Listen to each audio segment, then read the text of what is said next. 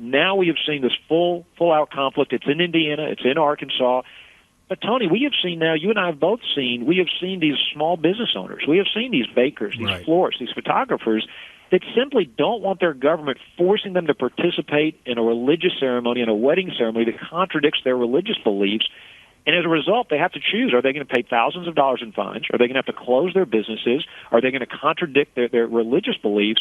And unfortunately, the national media is not covering that aspect of this story. They're really not focusing on the real victims of discrimination in all this, which are these business owners, these individuals that simply don't want the government to force them to contradict their own religious beliefs.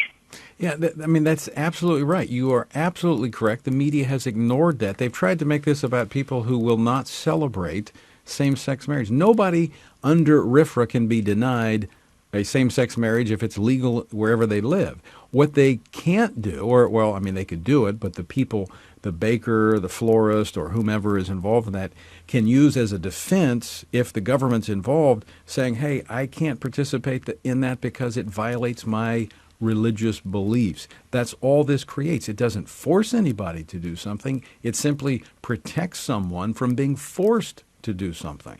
That's right, and it gives them a defense in court. I mean, they still have to. They could still go to court and have to make their case if somebody decides to do that.